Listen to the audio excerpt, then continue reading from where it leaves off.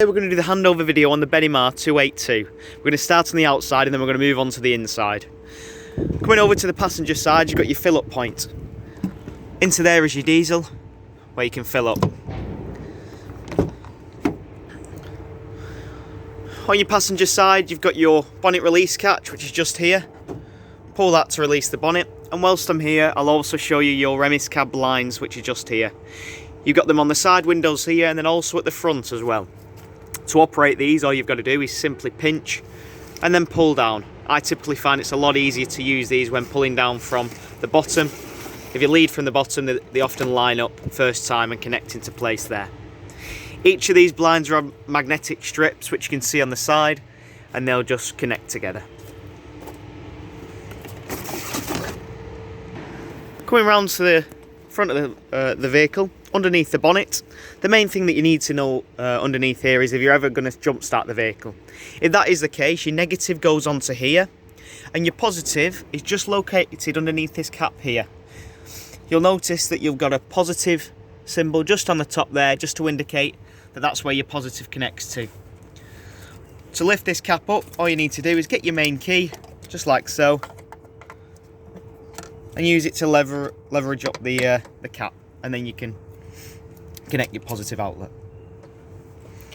Underneath here, as I say, they're the main things that you need to know, but just to point out a couple more things, you've got your engine oil, which is down here, along with your dipstick.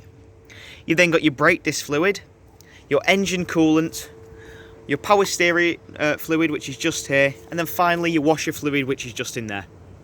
And that concludes everything underneath here. Walking around the outside of the vehicle, you'll notice that you've got your awning on the side here. You've then got your external barbecue point, which is just there. Moving on, you've then got your two fridge vents, which are just here. You can get winter covers for them if you choose to store the vehicle in winter. And then finally on this side, you've also got your locker. When opening up, you can then see you've got access to the entire garage there. Moving to the back, you've got your reversing camera, which is just up here, and then finally another locker, which is access point into the back end of the garage. Moving to the other side of the vehicle, you've firstly got your gas bottles, where they will store. And you'll also notice this vent. This is your truma vent, and in essence this is the chimney. This does get very hot, so make sure you don't hang anything on here and just stay away from that area. And as I say, that's the chimney for your boiler system. Moving on, you've got one of your drain down points here, which is your wastewater drain down point, which you can just see is located down underneath here. And you can see the handle, which is just here. When draining down the system, all you need to do is pull this handle, and that'll simply drain down the system like so. On site, you'll have a massive grid that you need to drive over, and then just do as I say and pull that open, and that'll empty the entire system. Your other drain down points that you need to know about are your fresh water and also your boiler drain down point, which are on the inside of the vehicle, and I'll show you that in a minute when we move on to the inside. Whilst that's draining, you've also got, you'll notice, your WC, which is your cassette toilet. When removing this cassette toilet, you need to pull the blue clip up here and then simply remove out and slide the system out. When removing this, you need to always make sure that the blade on the toilet on the inside of the vehicle is closed, because if that is open, this won't come out. And what I've had in the past is where people have forced it, pulled it, and then ripped out the entire cassette. So make sure that you're delicate with this system. When using this, I'll just remove it. You can see that you've got a blue button on the back. When using it, all you've got to do is press that button to release a vacuum, and that allows, once pulling this out and unscrew this, all its contents to come out in one steady flurry. You'll also notice a blue clip here. Make sure that that's in that position when sliding in and out, as that's what the toilet blade actually connects with to open up and close the cassette. Let it clip in, make sure it clips in, and then shut the door. like so. Next along you've got your fresh water tank. This is where you fill up your fresh water. All you'll need is your key into here, unscrew that, and then you can fill it up with water. And then finally on this side, you've also got your hookup cable, which will just connect into there. When removing the cable as well, make sure you push down on this blue clip just to remove it. That concludes the outside of the vehicle, and now we're going to move on to the inside. Before moving on to the inside, I've just noticed that you have got your freshwater drain down point, which is actually external to the vehicle. So as I say, you've got your waste, which is there. Now your fresh is just underneath this area here. That green knob there, all you need to do is unscrew that, and then that will drain the entire freshwater system. You'll also notice just in the distance over there that you've got a blue pipe hanging down, which is just in the middle of the van. That's a breather pipe and doesn't need closing, so don't worry about that. But as I say, to drain down the freshwater system, it's just this particular valve here.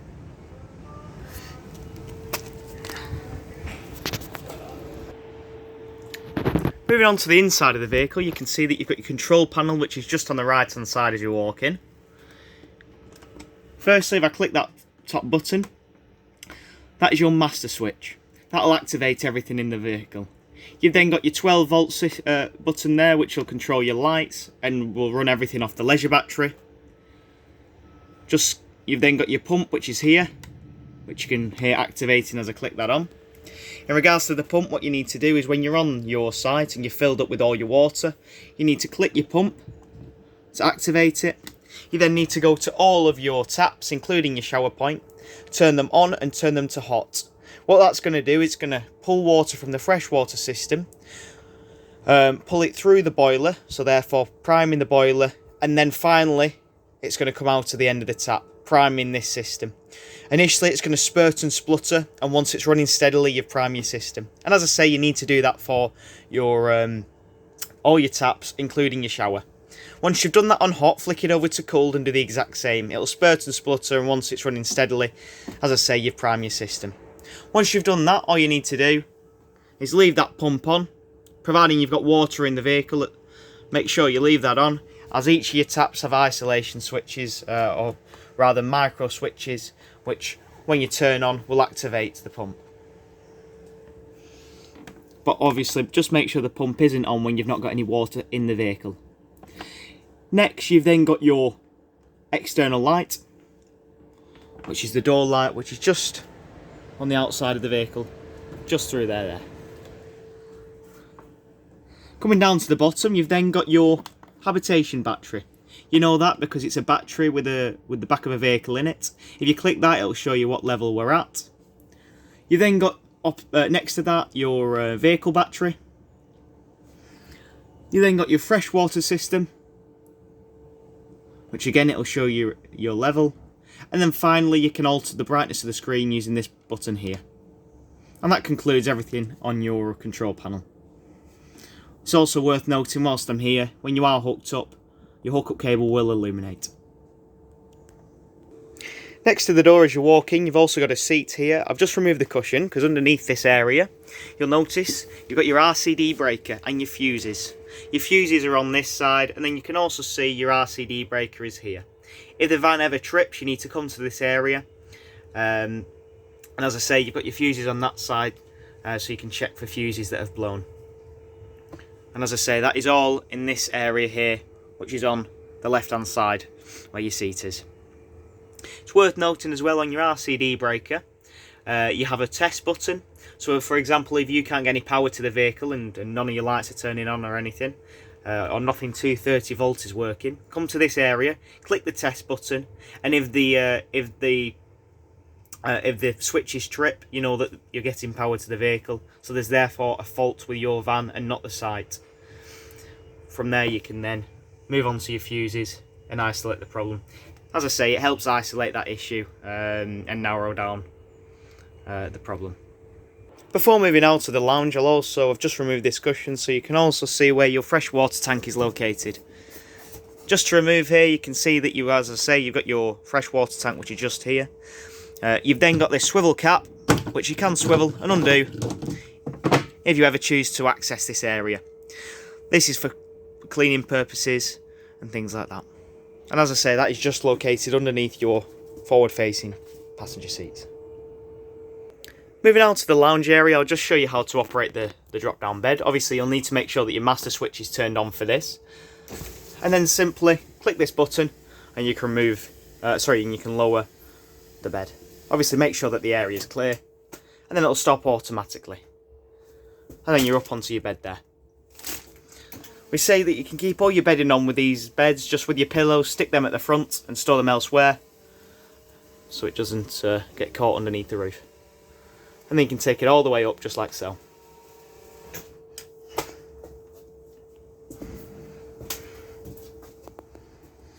Next, you have your kitchen area. As I say, we've talked about priming your system, so you're fine with that. You've then got storage, which is underneath here.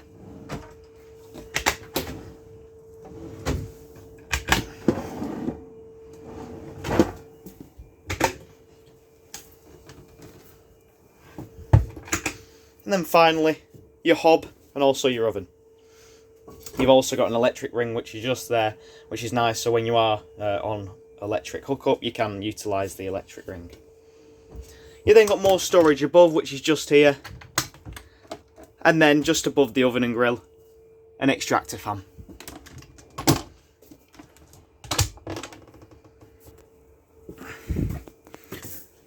Moving on to your fridge, you have a three-way fridge, and it's called a three-way fridge because there's 3 ways to actually fuel the fridge. So, what you first got is, if I just turn this on, simply hold, and that'll activate the system. Firstly, so using this button here, I can flick through the options. You've got the reason it's flashing at the moment is because I'm not plugged into anything. But you've firstly got your hookup. You've then got your 12 volt, and then you finally got your gas. If I click it again, you'll also know notice that A comes on. That stands for automatic. So flicking through the options, your 230 volt is when you're hooked up on site to electric. Press it again is your 12 volt, which is your leisure battery. You're going to run it off that when you're travelling. And then finally, when you're wild camping, you're going to have it on your gas, which is just there. What I often do is I'll select that again, click the A, and that'll automatically assign the fridge to feed off a fuel that it's already got. You'll then notice that you've got your fridge temperature just here, which you can alter. And then finally, you can select the venting option. To turn this system off, all you've got to do is hold, and that'll turn the fridge off. At the top of this, you've got your freezer, and also your fridge below. And what we say with your fridge, freezer, and your fridge is you need to make sure that if you're putting things in, you're putting cool things in. It does a very good job at maintaining temperature, but doesn't do the best of jobs to get it down to temperature. So if you want frozen things to be in your freezer, put frozen things in. If you want cooled things to be in the fridge, make sure you put cooled things in, as it'll maintain that temperature. Moving on, you've next got your Truma control panel, and this controls your heating for the vehicle and also the water heater. So I click that on. Everything below the line is what we want to select. So firstly, you've got your vehicle's temperature. Click that. At the moment it's off. Then using the dial just to swivel, you can swivel through the options. You can take this all the way to 30 degrees if you'd like. Then all you've got to do is click in with this button to select the feature. If I click back, just using the back arrow there, and swivel through, you've also got your water heater. If I click that, you've got the option of Eco, Hot or Boost. Eco is approximately 40 degrees. You're going to be using that when you're having a shower. Hot is around about 70 degrees. You're going to be using that when you're washing up and things like that. And then your Boost is when you feel like it just needs a little bit more of an oomph just to get it up to a certain temperature. If that is the case though, your Boost, how that works is it stops concentrating on heating the vehicle space, and concentrates on heating the water. You can also do that vice versa as well for the space heater. Just flicking through, you've also next got your fuel. You've got an option of gas, mix 1, which is a mixture of gas and 1 kilowatt electric, Mix 2, which is a mixture of gas and 2 kilowatt electric, EL1, which is 1 kilowatt electric, and EL2, which is 2 kilowatt electric. Finally, you've got your fan, which once you have activated your heating, you can flip between high or boost. Again, as I say, similar to your water heater, it'll concentrate on heating the space rather than heating the water itself. Just go back as well. You'll also notice that down here you've got a timer. So if you wanted, you can set a time for when you want the temperature to, the Truma system to start heating. You've then got your clock, which you can alter. And then finally, you've got your settings. In the settings, if you scroll through, the main setting that you need to know is your reset button. To do that, once swiveling through, click that button, that'll reset the whole system. It'll say initializing, the screen will flicker, and then you've reset the system. The main thing you need to know for that when resetting it is what typically happens is you might select a fuel that you haven't got. So you'll select, for example, gas. You might not have any gas to the vehicle. If that's the case, you'll get a flashing error code, and then from there you might have to reset your system. To turn this system off, all you've got to do is hold the button on the inside, and eventually it'll say off, just like it is now. And as I say, that's your Truma system. Next, moving into the lounge, I've just removed all the seat cushions so I can access all these panels underneath here to show you the contents. Underneath the first one, you've got an access point into your garage area, which, as I say, you can access from the outside of the vehicle. Opposite this area, you've also got some more storage, and just in this box located underneath here, where all your valves are, and also your heating panels and things like that. That's where they run. In the corner, you've then finally got your last drying down point. This is where your boiler's located, and you can see where all your pipes run through and into that area there, as I've just said. The main thing that you need to know in here is how to drain down this system. To do that, you can see that there's a black little box which is just there. To do this, all you need to simply do is turn the diamond on the top so the nib comes out, that black nib comes up, and a little button on the side of the black box comes out. That indicates that the system's open, and and that will drain down the entire system. I'll do that now for you. Once open, you can see, as I say, that black nib is on the top, has just popped out, and also on the side, a blue little button has just flinged out. That makes sure that the area is drained down, and what you'll need to do is when priming your system, you need to always make sure that this is closed, so then there's no water coming from the boiler and draining out. To close this, all you've got to do, turn this, and then push this blue button in. Just like so. Now this system reacts to heat.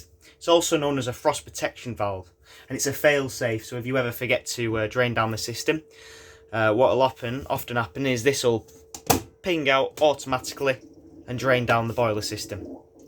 If that is the case, what often happens is after you've done the vehicle and you've stored the vehicle, you'll forget that this is open. So you'll fill up the entire tank, you'll then begin to prime your system, and this area will be open. You'll then go to close this, so you'll go to close it like I did then. However, the blue button on the side won't push in. The reason being is this reacts to temperature, as I say, and this area will be too cold. What you need to do is go to your Truma panel, turn the heating on to heat this area. After about 20 minutes, this will be heated, and then you can push in that button. It's just, as I say, a fail-safe, so it makes sure that the boiler doesn't ever get any frozen water in the system. And as I say, at the moment, this is closed. When moving off-site, make sure it's open, because you don't want frozen water in the system. I'm going to leave that open for you now. Whilst I have all the cushions away from the back area, I might as well show you your drop-down bed. Drop-down bed is just here. If you just click that, just like the front one, the system will drop. Obviously, for this to work, you need to make sure that all the backrests on the lounge have been removed. However, the seat bases can stay there. And there's your bed. Finally, coming into your bathroom area, you'll notice that you've got your blade on the toilet, which is just down here. This is what I mentioned on the outside. You need to make sure that at all times this is closed. The only time that this needs to be open is during use.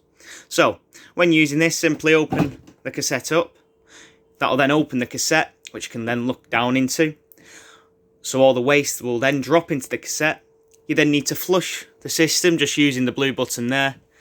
That'll flush it, and then simply close the blade to stop any odours from escaping. Once you've done that, it's worth mentioning as well, your pump needs to be on to activate your flush.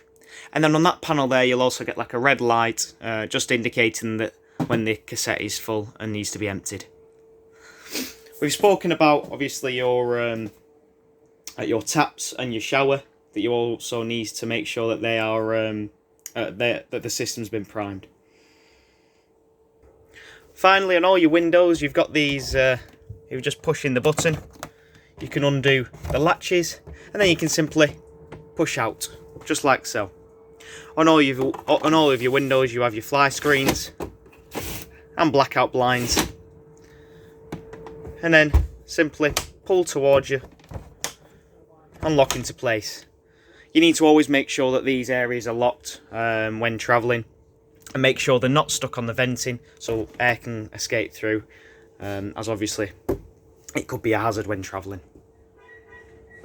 That concludes the handover process on the Benimar 282. I hope you enjoyed.